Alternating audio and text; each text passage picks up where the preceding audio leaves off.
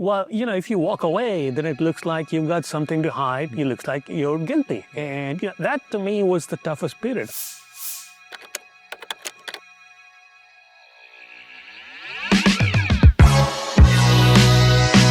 At one point, Son owned 7 to 8% of all internet stocks, was the richest man in the world, ahead of Bill Gates. You asked DeepSeek, kind of history of human rights abuse in China, and you got Zip. It's the same question about the United States, and you got 50 pages. So a lot of people think of it as it's been described as gambling. I completely disagree with that. With Elon, I find there's a bit of a God complex. Yeah. A lot of characters in the book, a lot of them very interesting characters, a lot of quirks, larger than life and so on, but almost no women characters. I think, sadly, it's going to be a lot tougher for Indians to break through in the US. Adam Newman fooled a lot of people. Well, I think there will need to be infrastructure investment, and I think you will need the big boys, Reliance, for example. Did DeepSeek cause a lot of bruised egos in Valley? I'm a huge believer in meritocracy, but I think if you had more women in senior management roles, in risk management roles, people would make better decisions. You look at the IPO markets, Indian IPO market is vibrant, and in the US is still in a slump.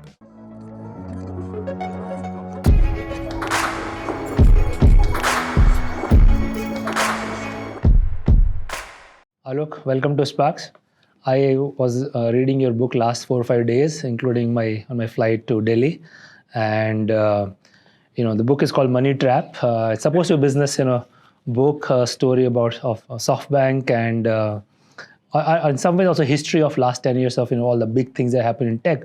But really reads like a novel. So many stories and characters and twists and turns. Yeah. And a visit from spies and, just... Yes. I always found it hard to believe this is all that's happened in real life. Yeah.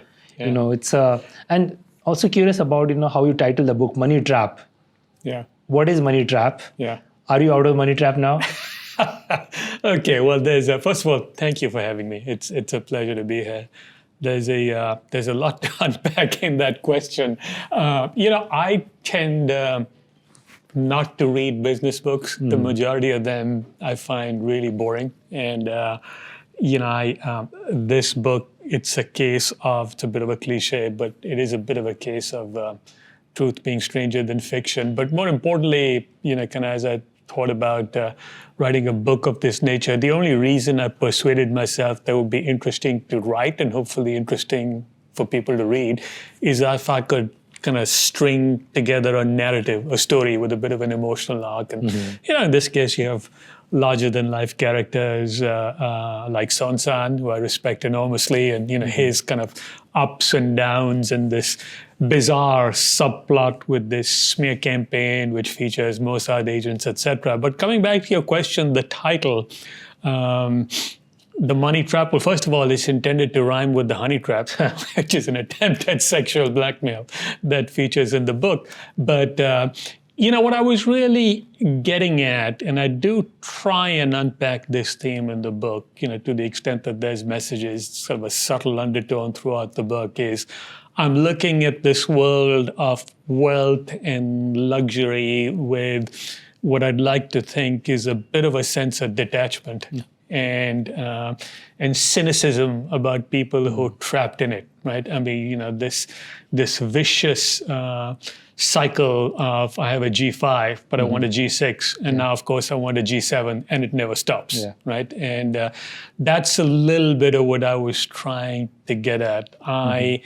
I saw in my early years in my career, I saw a lot of that on Wall Street, and I didn't expect to see it in Silicon Valley to the degree I did, but I saw a lot of that there as well. So that's what I was trying to unpack here. So you tell an outstanding story, and I think it's very informative in many different ways. Yeah. But this whole idea of recognizing money trap and maybe having a shot at escaping it, is that realistic? I mean, you've been around money pretty much all your professional career, and from what I understand, you are probably out of it somehow. Yeah. But that's out of reach for most people. Just maybe because of how we are as humans, human nature, maybe how capitalism works. It just doesn't look like something's probably worth dreaming for, but probably not worth aspiring for most people. No, it's not easy, and I don't want to be preachy in any way. I mean, I'm not by any stretch, sort of the monk who sold my Ferrari. I never had a Ferrari, by the way, to be clear. But that's not what I'm getting at, because it is, and in some sense, it's even if I got preachy about it, saying people should walk away, that would be absurdly hypocritical for someone who's been in this world and made a little bit of money. So that's not what I'm getting at. But there is to the extent that there's I'm a little bit cynical about books and writers who try and give people messages. I think that's a little bit presumptuous. My mission is, as a writer, in writing a memoir, and those I think are the only kind of memoirs that are worth reading, is when you just share your experience, you just put it out there as honestly as you can, you let people make their own judgments. But here's what I will say. I think that there is such a thing as stages in life. I think our Vedic philosophy has this notion, which I think is very powerful. And it's something to be aware of. And two is there will be, in the careers of most people, nobody, when you're flying high, suddenly decides, I'm walking away, I'm walking out, and I want to make music or write books or whatever. That does not happen, and I don't think it would have happened with me. But there will be, for all of your listeners, there will be breakpoints in your career, right? And those breakpoints are, frequently they could be, you lose your job, something traumatic happens, you lose, in my case, a breakpoint was losing both my parents in a kind of a phase that is traumatic, a period of change. Those can be opportunities. Those can be opportunities to reassess and break away. And that, if you lay that on the whole notion of stages of life, I mean, just think about that. If there's unfulfilled ambitions and you have an opportunity like that, think about it. I mean, are those extra few crores or millions of dollars, are they really going to make a difference? Or are there any unfulfilled ambition, closet desires, the way I did, that you'd rather pursue? It becomes a case of, it's very late for me, but it's not too late, right? I mean, that's a little bit of what I was trying to get at. What is the closet desire you're pursuing For me, it's writing. So it is something that, when I was a kid, I used to read like a maniac. And the idea of being or becoming a writer, it was, you'll relate to this, and a lot of your listeners will relate to this. If you're middle class growing up in India, kind of, for me, it was, showing my age here, 70s, early 80s, doing something artistic, forget it. I mean, you got to go out and you got to make a living. And even now, by the way, writing is a horrible way to make a living. So it wasn't just something, it wasn't something I could ever take seriously. But it's been, kind of the back of my mind. And I, even while I was at SoftBank, I was looking at these 2-year graduate degrees. I wanted to take it seriously, right? I wasn't presumptuous enough to think that just because I have an ambition, I'm actually good at it. I knew a lot of people had given me encouragement. I used to write a blog, etc. But I decided to immerse myself in it, full-time graduate degree, thrown into a classroom with a bunch of 20-somethings, with some terrific teachers, I must say. Some of the finest literary minds in the United States, and I think that helped me. Not as it was a great experience, but I think it helped me develop as a writer. And so here I am. Yeah, and looks like you've been in some ways preparing, all your life. Your first book is off to an amazing start. I think, as it's a super enjoyable read as well. I think very well received. I think numbers and ratings, reviews all look great. Some of the people I know personally, I asked them about the book, and they all have great things to say. So thank you for saying that. But I think there's a pirated version, by the way, selling on the streets. People tell me that's a sign that I finally arrived. And I am not terribly against that. I remember studying in Kanpur. You mentioned maniacal reader, right? I think I was somewhat like that as well. And those books were godsend, because in those days, in the early 90s, you could pick up those books. These are best-selling books of all time for like 10, 15, 20 rupees. And if not for those, there's no way in hell, I could have afforded those books. So it's fine, I think. I know. Look, I had something better. There's this bookstore called Bahri Sons. I'd love to give them a plug, by the way, because they deserve it in Khan Market. And my father knew Mr. Bahri. At that time, it was just one store. And Mr. Bahri, this is just one of those great acts of kindness that deserve to be recognized. He told me I could borrow 2 books a week as long as I returned them new within a week. Outstanding. And that fed my reading habit. It was just a wonderful, wonderful gesture. Incredible. And no wonder I think Bahri Sons is really well-loved bookstore, and yes. somewhere I think that authenticity about just Yes. loving the world of books, Yes. Commercial motives aside, is probably why they have lasted exactly.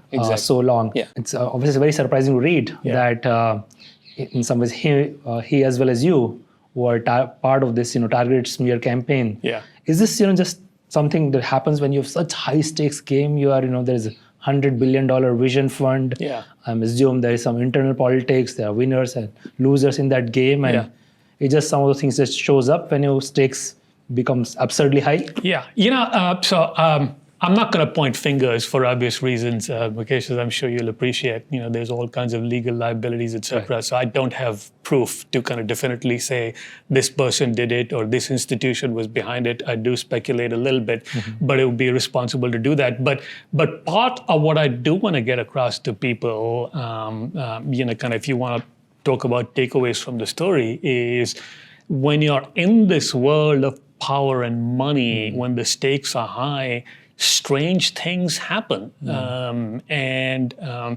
As I talk to people, I know that I am not alone in having experienced this. I mean, this happens more than you think. And part of my message to people is, a little bit like you. I know you went to IIT. I did a math degree. I wasn't smart enough to get into IITs, but we're kind of like, we read. We're nerds at some level. We're not geared up to, at least I wasn't, to play this game. And if you want to play this game of power, money, etc., you better toughen up. What does toughening up mean in this context? Just a thick skin. Just realize that for me, it was near emotional disintegration. I didn't sleep. Kind of my health suffered, I think. And by the way, Nikesh is I think in many levels a stronger individual than I am. He suffered too. It's very, very stressful.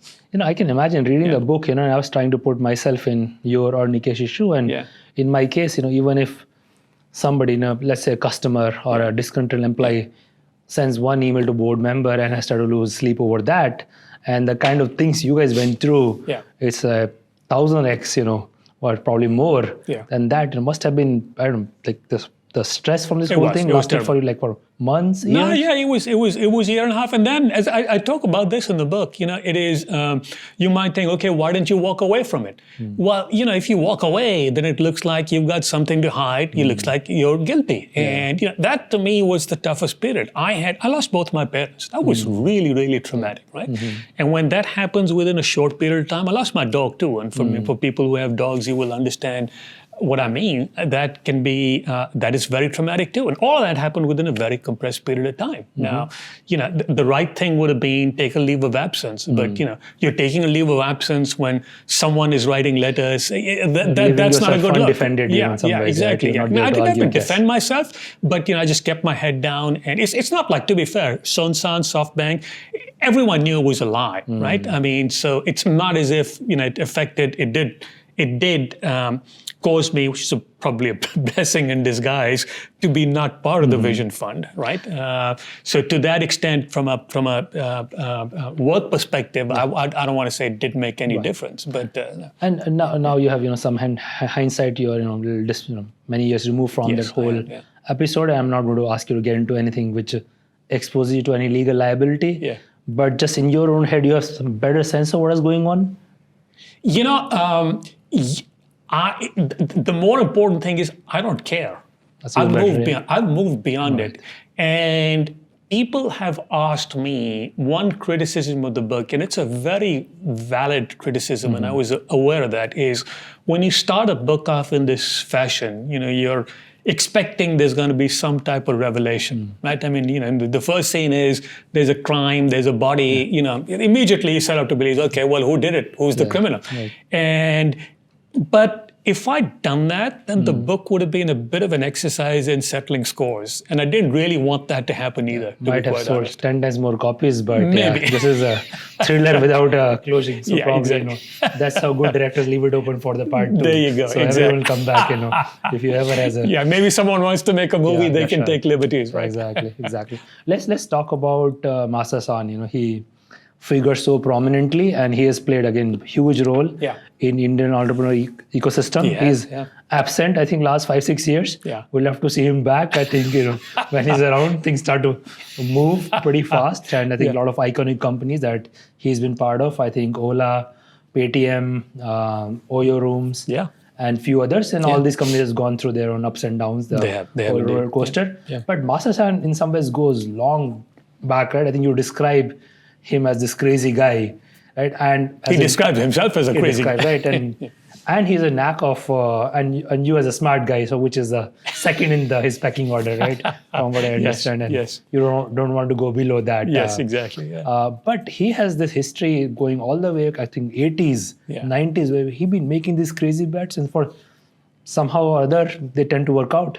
Well, it's less about crazy bets. They seem crazy to you and I, and that in a sense is the beauty of Masa-san, because he has this uncanny ability to look around corners when it comes to technology megatrends, right?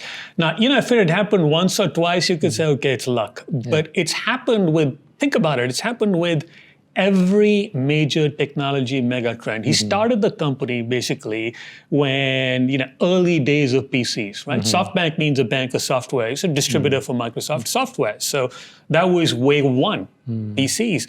Then he spotted the internet very early, $100 million into Yahoo in 1996, when all you had was a domain name, was, you and I might have said, absolutely crazy, right? But that stake was at its peak, kind of worth well over $30 billion. Yahoo was a, kind of a mega cap company, the portal to the internet. Then Google came along, and at one point, Son owned 7 to 8% of all internet stocks, was the richest man in the world, ahead of Bill Gates. So he did it again. And then he did it again with smartphones, right? I mean, wiped out after, because he didn't get out fast enough. I mean, he's not obviously a trader. That's not his forte, but wiped out. And his comeback was not based on Alibaba. His comeback was to a great degree based on SoftBank Mobile, Japanese mobile company. And he bought that company, 90% leverage. Again, you would have said it's great. Market cap of SoftBank is less than 5 billion. You're buying a company for 20 billion, right? All leverage. And the company's bleeding money, and you're doing it all based on a belief that smartphones, before smartphones existed, will change the world. The deal, coming back to kind of today's era, the deal that I'm most closely associated with in my time at SoftBank was Arm. And when we bought Arm, Mukesh is probably, bar none, smartest guy I've run into professionally, which, by the way, I know that sounds outrageous, but that's a sincere compliment. He's a really smart guy. He and I both had the same conclusion, which is 48 times earnings. You're going to go in, you're going to buy the company, you're going to pay a 40% premium on top of that, right? That sounds crazy. But Mr. Son had this vision. Okay, this company is shipping out 17 billion ARM designed chips right now. I think it's going to be $1 trillion. And not only will it be $1 trillion, it'll be $1 trillion connected and intelligent chips, right? And you look at what's happened. I mean, his mark-to-market gain is over $110 billion. Now, a lot of recent volatility, but it's $100 billion plus gain, mark to market. And he almost made the similar return on Nvidia. He did. That's one instance where he did act like a trader. But that's actually really interesting to analyze, right? Because his greatest successes have been a function of businesses that he's bought, frequently affected a strategic transformation, or at least led from an operational perspective. He's an operator, right? He's not an investor or a trader. That's not his skill set. He is an operator. With Arm, he was executive chairman. I mean, I sat on the board with him. Likewise with Sprint, he was dictating strategy, right? I mean, he was effectively the chief network officer of Sprint. So he rolls up his sleeves, gets his hands dirty. That's his big thing. And he's been able to do that time and again with real businesses. Now, with NVIDIA, and that was the case, the Vision Fund was unique. The Vision Fund had leverage, right? And the Vision Fund was managing other people's money in a very organized fashion with leverage, right? So when you buy, in a leveraged fund, you buy a stock on margin, 2 layers of leverage, right? pressure from LPs to recycle capital. Stock goes up twice. You made a monumental return already. So the pressure is like, okay, I'll trade out, right? So it is understandable in that context. What he really wanted to do was to buy NVIDIA, buy the whole company. And if it'd been given the opening, he was told in no uncertain terms that CFIUS, which is the Committee for Foreign Investment in the United States, there is no way you'll be allowed to buy NVIDIA. Otherwise, you would have bought the whole company.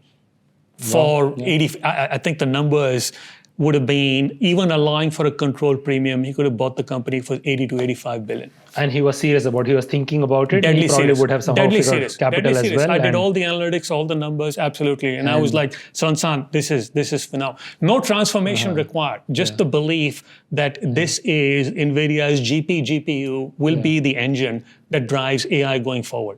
Just simple, straightforward thesis. That would have now, in hindsight, made basically a deal of all times. $2 trillion. Yes. Incredible. Yeah. So in the book, you're describing in a lot of detail your first meeting with Masayoshi in Tokyo. So after that 1 hour lunch at 11 a.m. Yeah. Yes.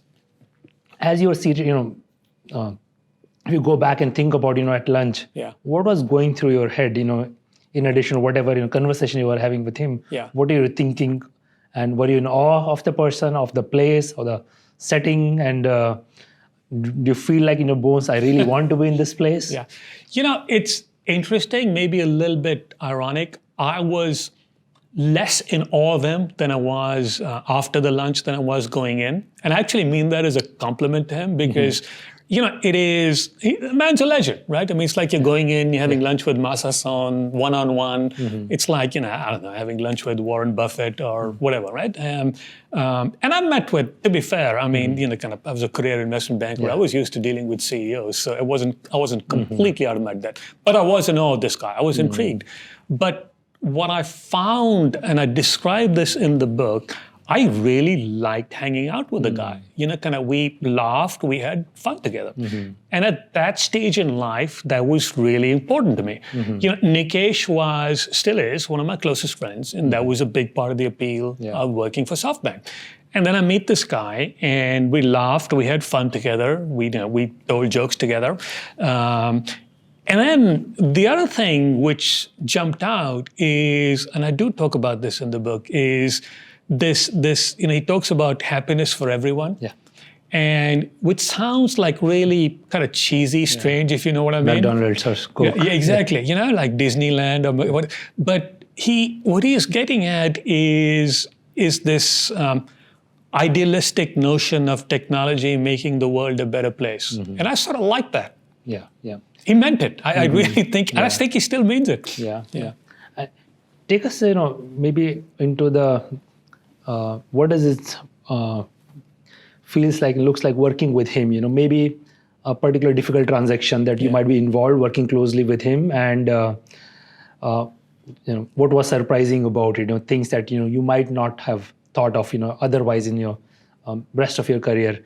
Like what was different and unique about him in that, let's say, particular transaction that you work with him closely? Yeah. Well, a few things. One is risk perception. A lot of people think of it as, it's been described as gambling. I completely disagree with that. I think it has to do with living in the future and just having an unbelievably, some might say unreasonably, high level of conviction about where technology is going. Right? So just sees the world, sees risk completely differently from anyone I've ever met. Right? And I think the second is related, which is he is unbelievably decisive. Right? If he's in a meeting, he will not get lawyers, get bankers, pull out a piece of paper, pull out an iPad, and let's agree a deal. Right? You go talk to Ritesh. He's experienced that.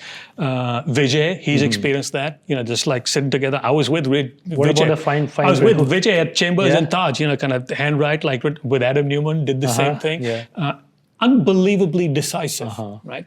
And you, as somebody who's working closely with him, do you you felt like I got to stop him right now? I did. I mean, I tell the story about Oyo, and I remember. Look, I described this, and it was exactly this. I'm telling him, Son, hold on.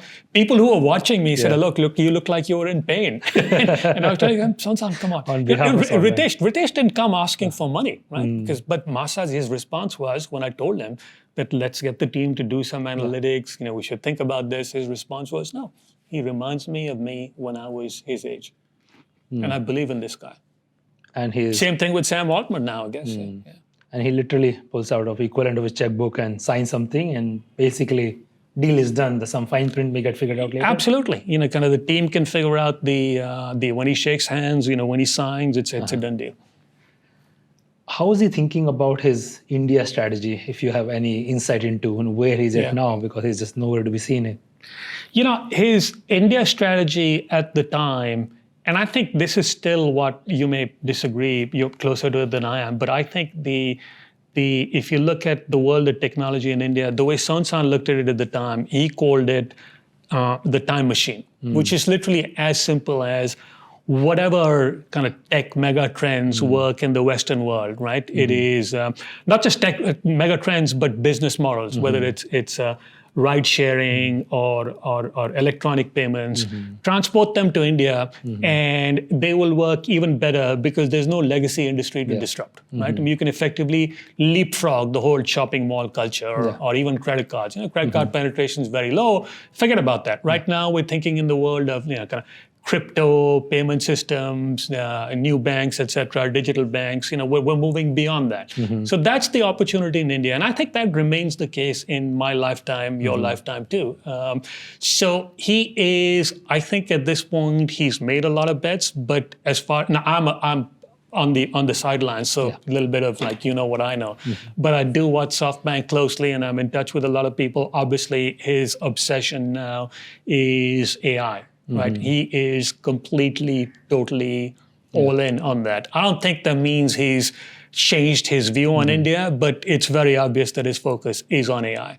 Yeah, I think a lot of people will really like SoftBank to get a little more active in India. I think it was a huge catalyst to ecosystem. I'm sure mistakes were made, and every investment did not pan out, and some companies are probably still many years away from growing back to valuation where investments were made, but I think SoftBank did its part in terms of catalyzing the ecosystem.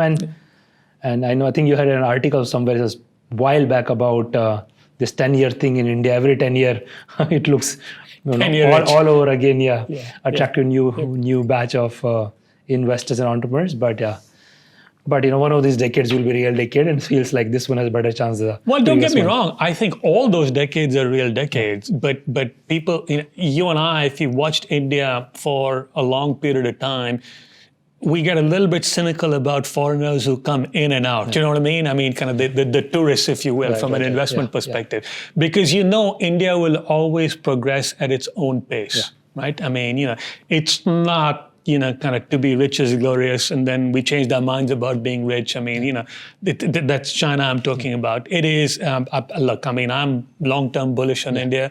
You look at the markets, it's the only market that's kept pace with the US market.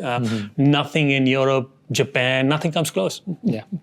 I hope someone flags this episode to Masa and he reconsiders getting involved in India. I think there's incredible potential of things, but AI is obviously very, very hot. And going back to him being able to take big, bold bets on things early. AI is a classic example.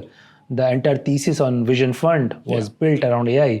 He's been talking about AI and singularity for at least 10 years. At least 10 years, absolutely. Whole world woke up to. He was not. This happens. I mean, you can get technology mega trends right. You can't always get. This is the curse of market. You can't always get timing right.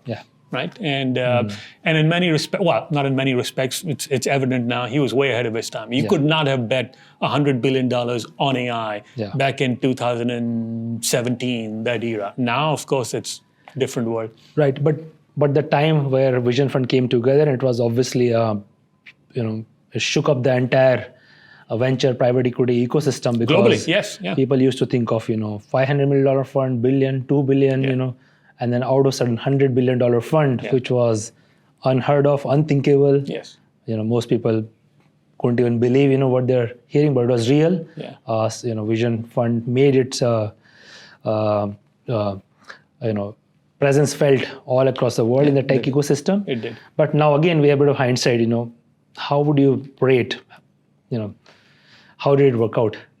Well, I think the original Vision Fund, the $100 billion fund, it wasn't a disaster. People will get their money back and they'll get a modest return. Now, if you compare that to investing in NASDAQ or NVIDIA, obviously it doesn't look great, but nobody got hurt. I think where the excesses were is more the second Vision Fund, which wasn't really a fund. It was SoftBank's own balance sheet. Yeah. And that's when you saw not just SoftBank, but Tiger Global as well, invest at an extraordinarily fast pace. And one of the comments I make in the book, which has resonated with a lot of people, one of the main lessons I took away from the financial crisis, which has been pointed out by economists too, is it's not the quantum of risk taking, it's the rate at which risk is increasing. Yeah. That's the better indicator of, okay, we're approaching a bubble, there's too much systemic risk. And that's a little bit of what went on in 2021.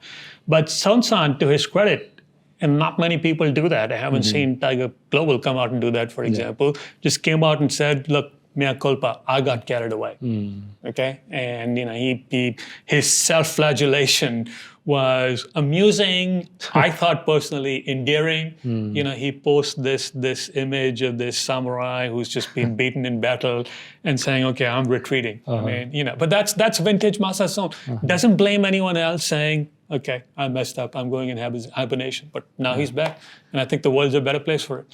Yeah, and you give a lot of examples where it seems he draws also a lot of inspiration from Japanese culture, imagery, symbolism. Some of it shows up in his presentation, etc. He does, yeah. Ryoma, there's this Japanese samurai, came from very humble origins, not of noble birth, and an idealist, wanted to change Japan. One of his idols, Leonardo da Vinci, one of his idols. This combination of left brain, right brain. People don't give Masa enough credit. It's not perhaps relevant in the world of technology, but he has a very strong sense of aesthetic. He's a man of taste. I mean, if he's designing his home, every stone, every piece of furniture, every piece of art is selected by him. Does it apply to the companies also he invests in? Absolutely, it does. Yeah. But it'll take a lot of time to assess the company. I think the man sleeps. Yeah. He makes decisions fast. And, you could debate this in the world of technology. You can get into, in the world of investing, you can get into analysis paralysis mode, right? Because a lot of these companies, a lot of these businesses sort of defy analysis. If you've got the mega trend right and you've got the entrepreneur right, that's that's most of the battle. Yeah, and if you're in the business of, as Masayoshi singularly is, of spotting these big mega trends, building this deep conviction, making these big bets, both on trends and people often, and staying with that for a long period of time. Yeah. Where does he find fodder for all this? What is his source that he goes to? Oh man, if I knew, I'd be kind of. But honestly, let me qualify the question. It is, a lot of people ask, what can you learn from? You can learn a lot from the life of Mr. Son. I mean, kind of being wiped out and picking yourself up again. I mean, the resilience is quite remarkable. What he does in terms of investment style is impossible to replicate. Him, Elon Musk, I mean, these guys are supernovas.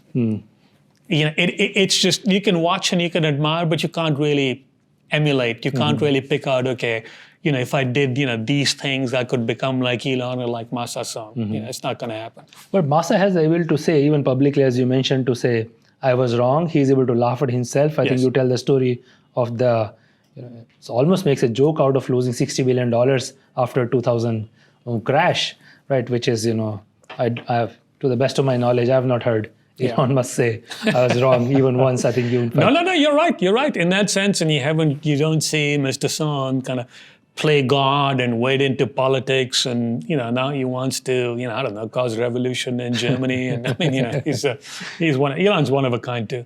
Yeah.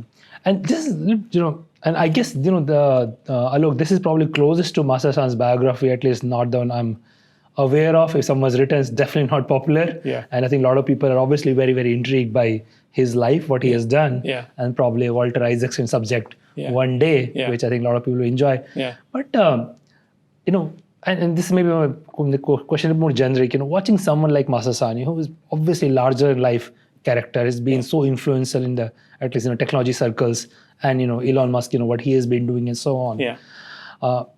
Do you also, now you've stepped away from that world, does it also worry you that a lot of people, including our conversation, obsess about these larger than life people? Is this, do they hog the limelight way too much? All news cycles, all books, all conversations. Yeah. So the Elon Musk is a case in point. Hogging them, you can't ignore them. Yeah. I mean, he is everywhere right now. I try every day. Yeah, I mean, you But can't. You keep simply cannot. But what I tell you, what we should be wary of is we shouldn't get carried away thinking that these guys are completely infallible. Yeah. Right? I mean, I think part of the beauty of Son is he came out and told you, look, I'm a human. I made mistakes. I made big mistakes. I got carried away. With Elon, I find there's a bit of a God complex. Yeah. Right? I mean, now Any cure it's for God complex? saving civilization, right? I mean, that's what he talks So about. that now. everyone can see, but is there a cure? Like you think there is ancient Indian wisdom? There's probably a comeuppance out there. But look, I mean, I have to say, I have been a huge Elon fan for the longest time.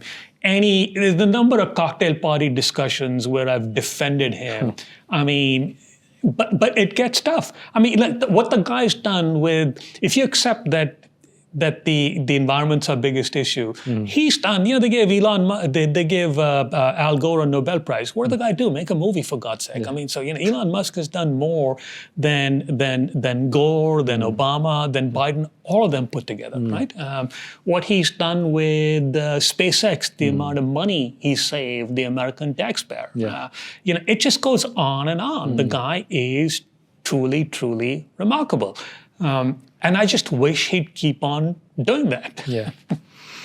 So you're happy with what he's doing now?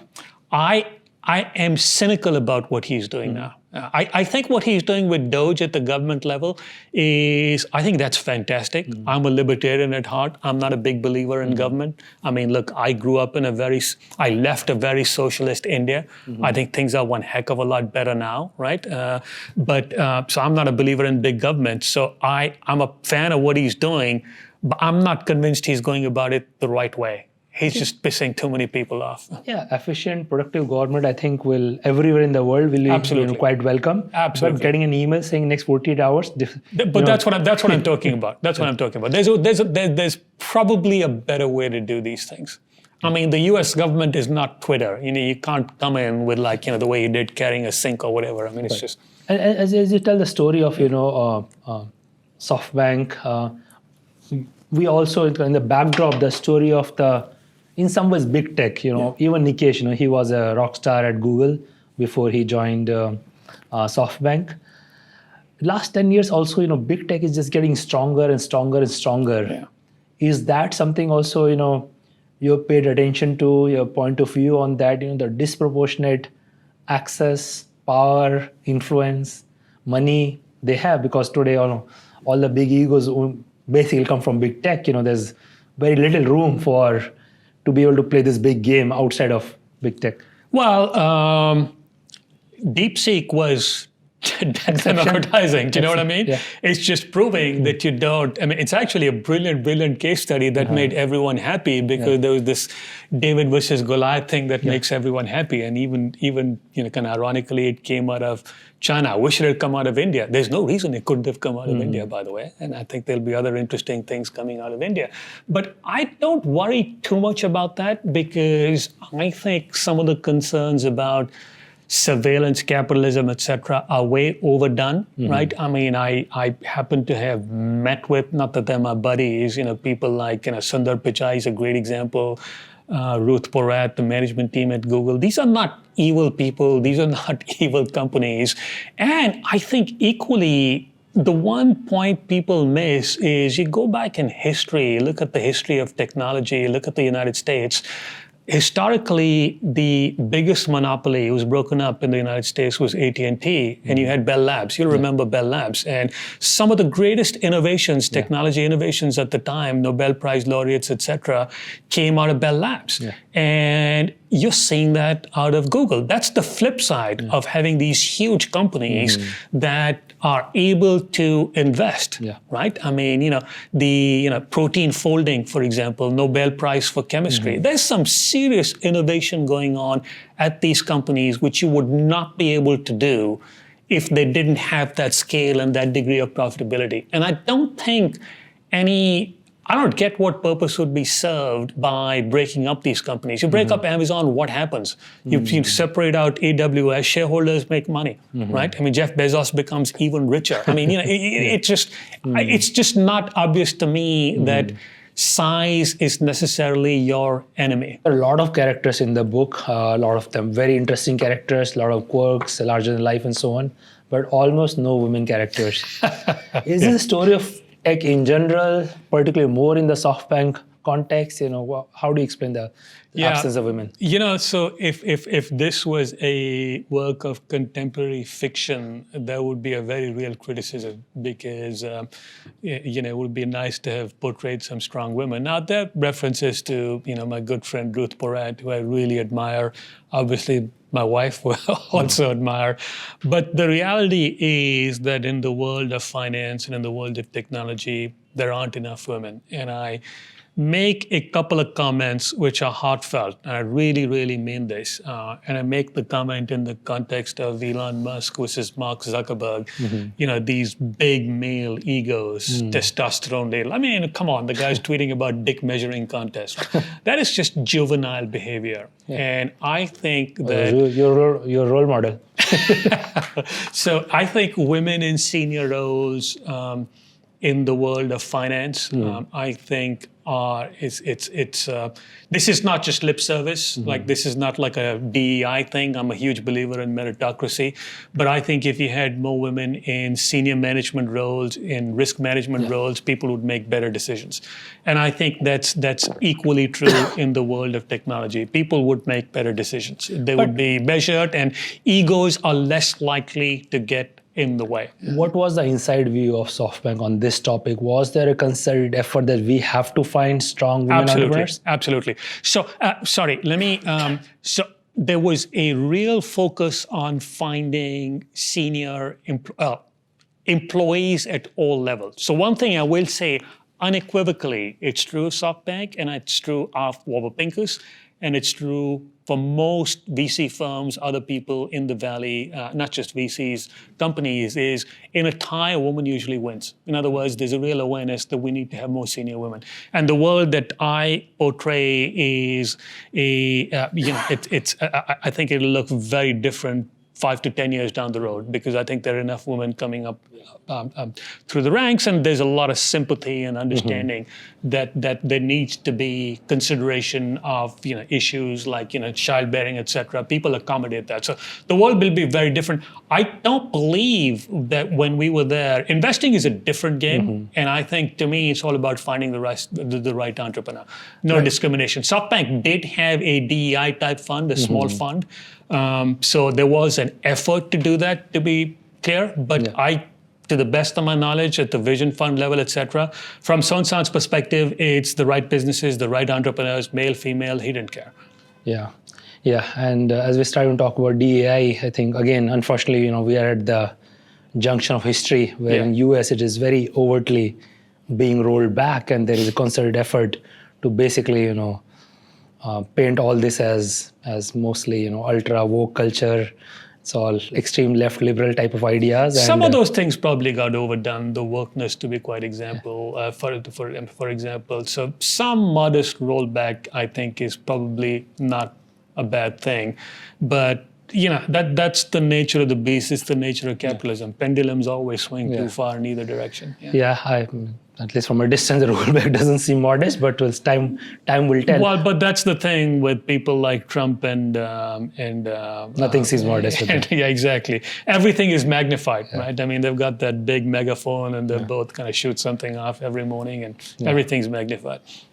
We'll soon have this $5 million golden Trump card or something that anyone in the world will be able to buy. I don't know if you saw the news. No, I did not. Oh, you didn't? Okay. No. It's so they had this, I think, EB5 visa program, right, where you can invest something like $1 million or so, and you can get a green card, excellent green that's card. Been around for a while. So basically Trump says that's absolute BS. It's a scam. It's a fraud, and everything worst possible. And instead, they're going to have this Dubai Trump golden card that you can buy for $5 million. Right. I don't know if there's a $5 million investment or fee. Yeah. But again, and he's saying, if he can just sell 10 million of these, US debt problem will be solved. I tell you what I do worry about is, and I do feel strongly about, this is very personal for me and for a lot of aspiring Indians. I mean, what I see in India is a lot of people who've read the book have reached out to me, and they see the book as, kind of aspirational, that this is something I want to do. I was surprised by that. I mean, kind of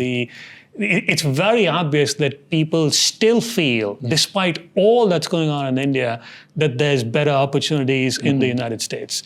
And I think, sadly, it's going to be a lot tougher for Indians to break through in the US. There is under this administration in particular, in America at large, once you get beyond, kind of the bi-coastal elites, a real sense that there's too many Indians who've been really successful, and perhaps they don't integrate. Even some Indians have started saying that kind of Indians don't integrate to the degree they should, right? And they're not real Americans. I mean, in England, you had this wonderful thing, which is actually very accurate and a nice way of looking at it. This thing called have you heard of the Tebet test? No. Which is, you might be a UK citizen, but in a cricket match between India and England, who do you support, right?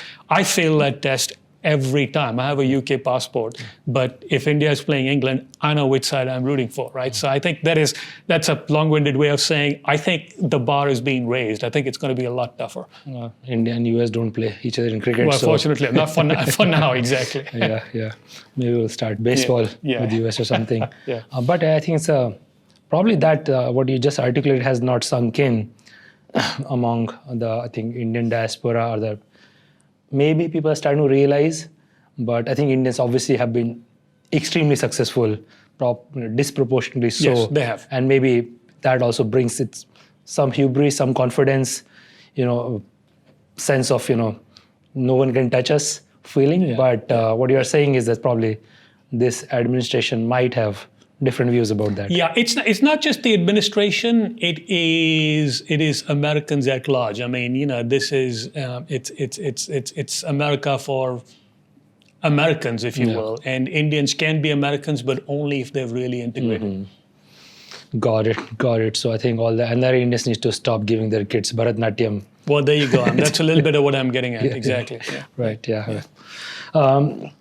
This is related to what we were talking about, diversity and the culture at SoftBank. There have been characters like, let's start with Travis. Now, obviously, maverick entrepreneur, extremely successful, created a whole new industry of Travis Uber, and SoftBank was a big investor over there. And it seems like there was a long period of time where he was able to pretty much get away with anything, including, trying to influence investigation of some rape allegation in a cab in India, and on many things. And I don't know what's a behind the scenes story, but SoftBank seems to be, as long as he was doing well and able to find new markets for Uber and new disruption, he was okay until he wasn't. No, I think that's a little bit harsh. I mean, I think that stylistically, Son tends not to micromanage entrepreneurs. I mean, we've talked about his style of investing. It's quite unique. He doesn't sit on top of your head and tell you what to do. And most of the time, that works. I mean, he talks to Sam Altman, I'm sure, but Sam's calling the shots. And Masa is absolutely fine with that. He wants it to be like that. So yeah, I mean, you don't always get this right. Adam Newman's a case in point. That's the most extreme, and to a lesser extent, Travis. But there's enough people that were watching over Travis, and he had his comeuppance, and obviously he was thrown out. And in Adam Newman's case, what was the until things blew up? What was the internal narrative? Were there people who were unhappy with the way things were shaping up, or who he was, and who could see writing on the wall, or everybody was blindsided, and in one fine day everyone wakes up to the fact this is a wrong guy or bad investment? Yeah.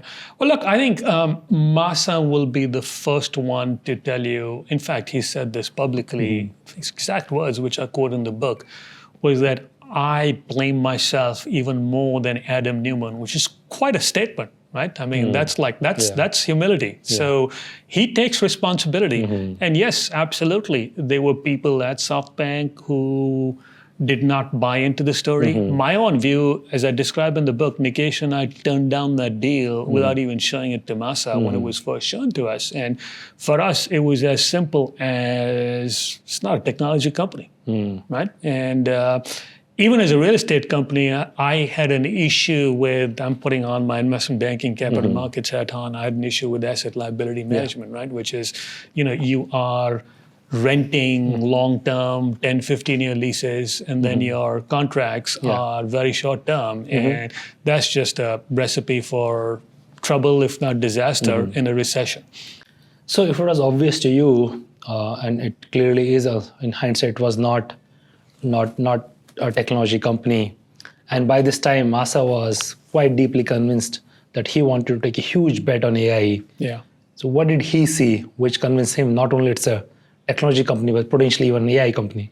I don't think he ever saw it as an AI company. I don't think even Adam Newman could have sold him that story. I think Adam did manage to sell the story that this is a technology company. But in Masa's defense, I will tell you, it wasn't just Masayoshi Son who was fooled by Adam Newman. It included Jamie Dimon. It included Goldman Sachs. It included, Fidelity, T. Rowe. Everyone was in there, right? I mean, kind of investing at $10, $20 billion revenue multiples. I mean, to me, that is not you cannot value a real estate business the way you value a software business, slapping on revenue multiples, right? So Adam Newman fooled a lot of people. How? It is quite remarkable. Brilliant salesman. That's the best answer. Yeah. I've seen him in action. He is as good as I've ever seen. Silky smooth. He is so good. And I thought that, I don't know if you've seen that series, the TV series, We Crashed. It's worth watching because the acting, the portrayal of Adam Newman is just so true to character. It's absolutely brilliant. Jared Leto is a great, great actor. And I think he gets the man. But you, as you say, you and Nikesh saw through it or were not convinced? Others did too, by the way. We weren't unique. I mean, others like Vikas, others, Marcelo, we had the same view. Got it. And it looks like Masa, backed him to the hilt. And maybe part of it is his personality. When he backs you, he really backs you, he goes out of his way. He does. And I think for me, maybe there was an element of Masa had a bit of a problem, which is you've got this monumental fund and where's this money going to go? And real estate is the one-off, if not the biggest asset class out there. Yeah. And someone comes in and says, here's a way you can deploy a huge quantum of money in a business, even if it's not pure technology, it's sort of technology enabled. Right. And going back to Masa, and when we talked about, Vision Fund was startling and had a, mixed outcome and so on. And you would have thought that, Masa is done making this outlandish bets. And 1 week into Trump administration, he shows up at White House. And this time number is even bigger, $500 billion target. Yeah. And which is again left next to everyone scratching their heads. Yeah. What is going in the world and how do we even begin to process this thing? Honestly, first of all, I think these numbers are a little bit misleading. So Apple came out and talked about a $500 billion number. And no one noticed. Well, people did notice, but it was very interesting if you start kind of peeling away the layers of the onion. Apple, for Apple to be spending $500 billion, most of it is stuff that they would have done anyway, right? And likewise with Masayoshi Son, he didn't suddenly wake up in November and said, okay, Trump is president, I'm going to spend 500. I mean, that's just not But he showed up to say 200 first, and then 2 months later he shows up to say, remember as a Mar-a-Lago, he first. Who knows what went on behind the scenes, but let's unpack that $500 billion number because it is going to be spread out over several years. It's not as if Masayoshi Son or SoftBank is going to write a check for $500 billion. There's multiple partners in that. There's MGX out of Abu Dhabi. There will be other investors. And I think it's really, really important to realize that this is going to be a series of infrastructure projects, and a big component of this will be plain and simple power. Yeah. So you will have, people may not appreciate this. I was on the board of SoftBank Energy. At one point, it was the biggest solar business in India, one of the biggest solar businesses in the world. Yeah. It certainly is the biggest solar business in Japan right now. So this is, in terms of domain expertise, a space that SoftBank knows. And it's this Project Stargate will involve building data centers, infrastructure business. It will involve power plants. Typically, there will be offtake agreements with the power plants against which you could leverage project financing. So there will be a ton of bank financing, capital markets financing. So this is a series of very complex infrastructure projects, right? So it's not as racy as I'm going to write a check for $500 million. I tell you the deal that I thought was very cool when Elon Musk starts talking about, where's Masa's money going to come from. I wasn't worried about that because Masayoshi Son has a SoftBank had, kind of capacity to cash on hand at 30 billion. They had leverage capacity. I was scratching my head wondering where OpenAI would get its money from. And I think you got the answer very quickly, which is a brilliant deal for Sam Altman and a classic pattern of deal, former deal for Masa, which is he's all in on Sam Altman. So Adam gets to raise money at what might be a post-money valuation of 300 billion. I don't know what the number is, but he still has, it seems, operational control. He's locked in, or he's secured all his needs for processing power, and he gets the cash and he gets to invest it in Stargate. Outstanding. I think this is, with this kind of capital going in, and maybe it's difficult to unpeel how much of it is the investment that would have happened anyway to support the infrastructure versus very specifically targeted AI investment. But but a lot of it is targeted towards AI.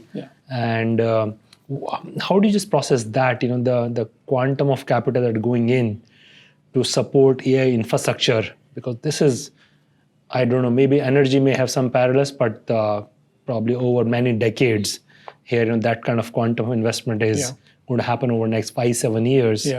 What does that mean for the world that we're walking into? So I tell you what I think is a better parallel. I think it's fiber optic capacity, networks in around the when the internet first took off, right? And I think things got hopelessly overdone. Companies like Global Crossing, for example, fiber to the home, undersea cable, etc. People just assumed that the demand for bandwidth would be infinite, and they were right.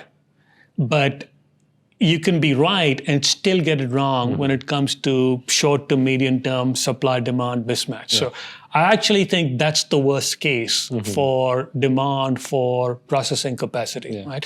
Because I don't listen to, I'm not a trader and I'm not even kind of a day-to-day stock market investor, but I do listen into calls, the Microsoft, Google, et cetera, and they will all, it's a recurring theme. They all tell you that capacity is a bottleneck for them right now, right? So to the extent someone is coming along and building massive data center capacity, there is a ready market for it. People are telling you, the customers are telling you, we need more.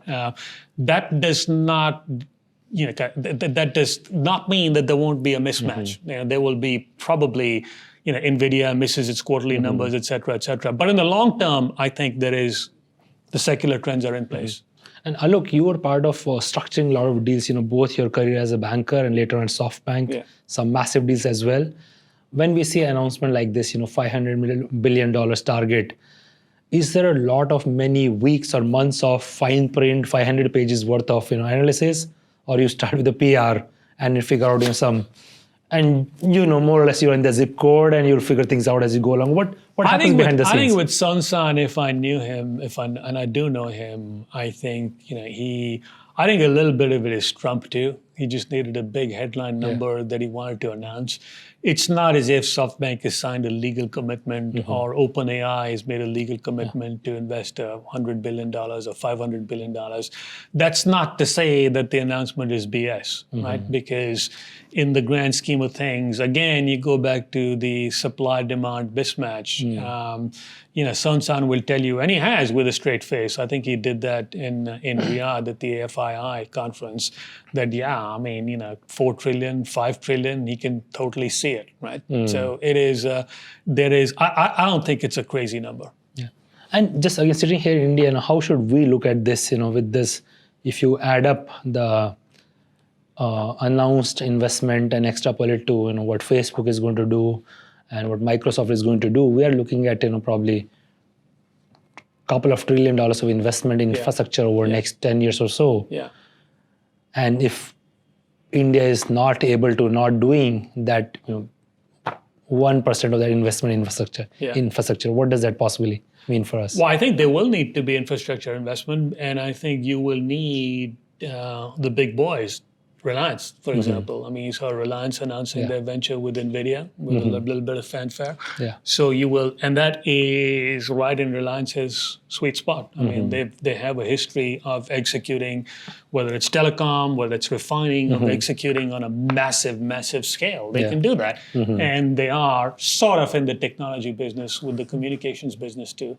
And I think you will need to see the Tatas and the Adanis and kind of the Sunil Mittal step forward and make that investment. I think that'll happen. But how does that work? So far, all these investments are done by companies who have direct control of the foundation model that is going to ultimately data center. You're monetizing inferencing on top of data center. Yes. Which means someone's large language model or the future version of that needs to be run on those. Yeah. And OpenAI investment, OpenAI has GPT and Alibaba has Quen and so on. But in India, even if someone is doing the infrastructure investment, what about the whole foundational LLM part? Well, it is, there's a company called, is it Sarvam? I think, I mean, people, there are a few people who are doing that. Yeah. And I think DeepSeek has proven that you don't need to meet. To me, that was the beauty of DeepSeek, right? Yeah. I mean, which is you just proven that, kind of open source, you can build on top of, you can use what DeepSeek did and you can build on top of that. And so, the pathway is there and the talent is there. So it'll happen. Did DeepSeek cause a lot of bruised egos in Valley? I don't think, yes, I'm sure it did. I think that you saw, I thought, an unusually defensive reaction from a lot of people, David Sachs, for example, who are associated with the administration, sort of an attempt to say that the Chinese are doing what they do best, which is copy, plagiarize, etc. But there's enough people who've come out and said that, look, I mean, there's some genuine innovation at work here, right? You can, I think the numbers, it wasn't really 5.6 million. That's an exaggeration, right? I mean, so nobody really knows, maybe they did get chips through Singapore, H100 chips. So I don't know what the facts are on that, but enough people have validated that this is Perplexity, for example. I mean, I'm a Perplexity Pro subscriber. Yeah. I get this email from Arvind, and he effectively talks about the beauty of DeepSeek when I did use the word beauty, but that was a giant leap forward, and they've completely integrated that into Perplexity, and they have built on top of that. So some of the silly things that came out of DeepSeek, for example, you ask DeepSeek, kind of history of human rights abuse in China, and you got zip, and you ask the same question about the United States, and you got 50 pages. So, that stuff is being sanitized. The data no longer goes into China. So you could use the technology. It's there for everyone to look at. You can build on top of that. Yeah, I'm not sure if it's Perplexity or some other provider where they quote unquote fixed the lack of correct history or the history as it appears from outside in DeepSeek. It's open source. You can do whatever you want. Yeah. So we're having a fairly serious conversation about this big dollar investment, big egos, and big personalities. But there is also a lighter side of this, which you cover in fair bit of detail in the book. There's just this, lavish lifestyles. You start the book with this, party scene in Ibiza, and there's all these health clinics where people go for, rejuvenation, immortality, pay $10,000 or more. Yeah. What about that side? Is that you think that's become part of this elite tech culture? People get just carried away, and you have to kind of God, I want to live it's like forever. Mahakumbh here, like they dip into that river. I want to live forever, right? I mean, I'm more than a little bit cynical about that, to be quite honest. And live forever is one part of it, but generally there is a very glitzy glamour scene, which I think Silicon Valley is pretty good at hiding. It's not, we think of it from other industries, but Silicon Valley guys still come across in their hoodies and black t-shirt and jeans. Yeah, so, but those, I mean, Zuckerberg's a great example. I mean, he's at a major makeover now, right? Yeah. But his great t-shirts were always Brunello Cucinelli $400 t-shirts. He wasn't buying them from Gap, right? So it's always been out there, and they all have their own planes and stuff. And I think the culture of consumption, conspicuous consumption, lavish wines, etc. That's all there. A lot of people criticize me for talking about that, and kind of the it's a turnoff for some people. Is this guy trying to show off? And I was quite aware of that, but just keep in mind to talk about those things was a very deliberate choice. I wrote about those things knowing it would make people like me less, right? But the objective of the book wasn't to make me popular or make me look good. I just wanted to put it out there. Otherwise, people think you're BSing. You just got to be completely honest. And when I talk about things like a great example is when I talk about flying private, which is not something people like to talk about, right? And it sounds like bragging. And I talk about how great it is. I felt like a rock star. I feel like Mick Jagger. But the point I make when I describe that is, as great as this is, this plane is a hand-me-down from my boss, who now has a G650. And there's, this goes back to the point that we made. Always something that flies faster, is bigger, it never stops. Yeah. And is that part of, motivation of, this goes back to the idea of money trap, because there is always a better private jet or, your own thing you have to buy somewhere, and therefore you have to be at treadmill, and there's also somebody else who's a bigger house or better friends. To me, it is, forget about everything he's written and said about value investing, and there's so much wisdom in that. But look at Warren Buffett.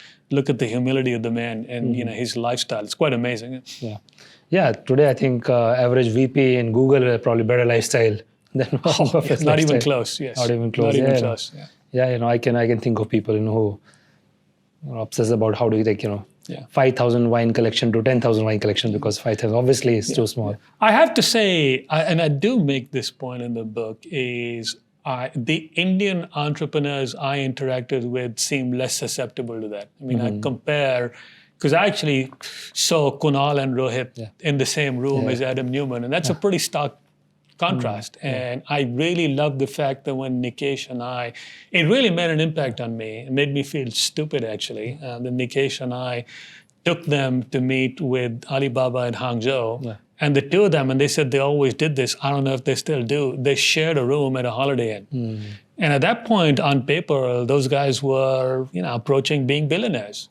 And Nikesh and I were staying at a four-season suite. I mean, that made an impact on me. So they're less susceptible to that, which is fantastic. Please don't change that. No, that's great. And I hope it doesn't change, but there are other factors as well. I think after Masayoshi Son and Tiger and all stop coming to India, I think, all Indian entrepreneurs have to also worry about producing real profit and making the P&Ls work. Well, all entrepreneurs have to worry about that, right? I mean, you can't just, you can't eat valuations, and, you can't raise capital for, it's not sustainable to raise capital on the back of paper valuations. You have to start making real money. And the IPOs are starting to happen, but let's hope. I think, we obviously take a lot of inspiration from Silicon Valley. Yes, you do have vibrant. Actually, India is, you look at the IPO markets, Indian IPO market is vibrant. In the US, it's still in a slump. Yeah, I hope, as we take inspiration from Silicon Valley, it's more about building foundation models and probably next GPU and so on, and not so much about the lifestyle that comes along with it. I hope so too. We have seen also flight of a lot of companies away from Silicon Valley. Doing somewhere, this exorbitant lifestyle, this, now even few $1 million can't buy you a decent home and so on.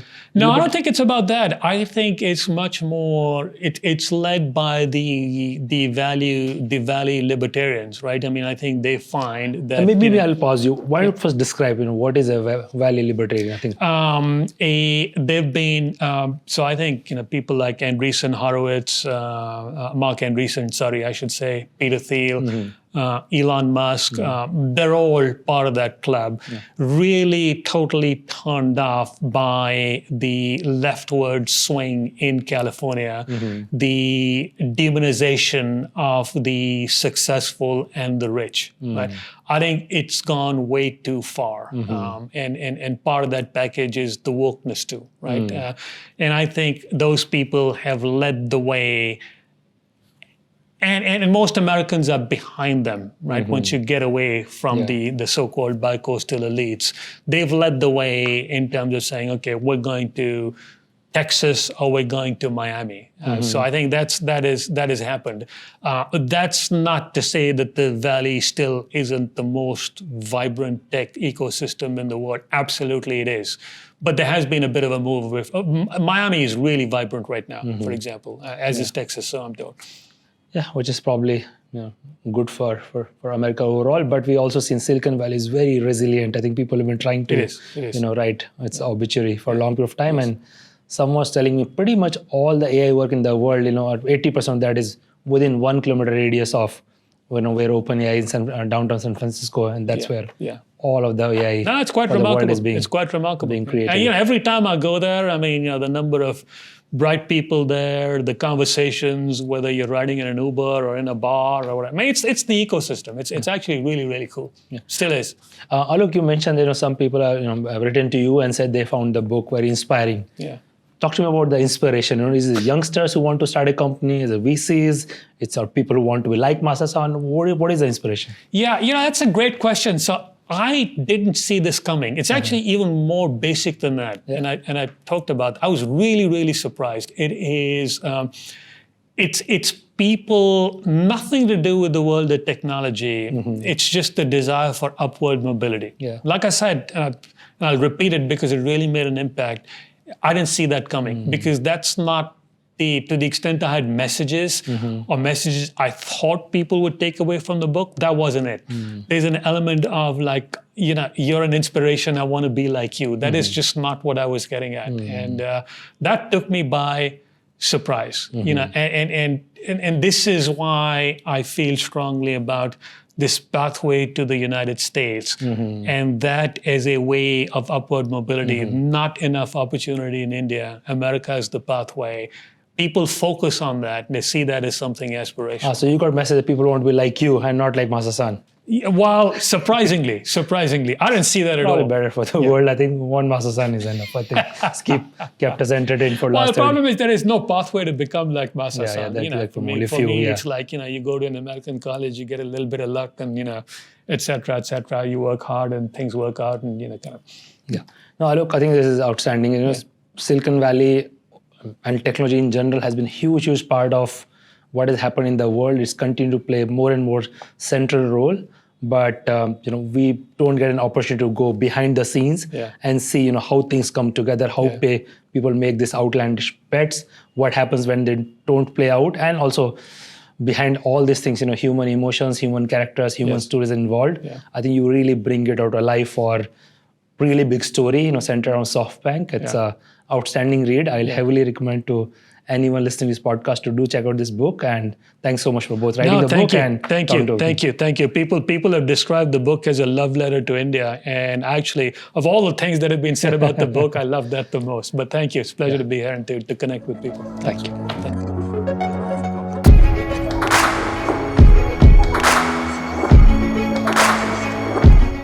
At SparX, we aim to bring to you stories of exponential impact. We share in-depth analysis of what goes behind success stories. If you find our conversations interesting, you can join us by subscribing to our YouTube channel.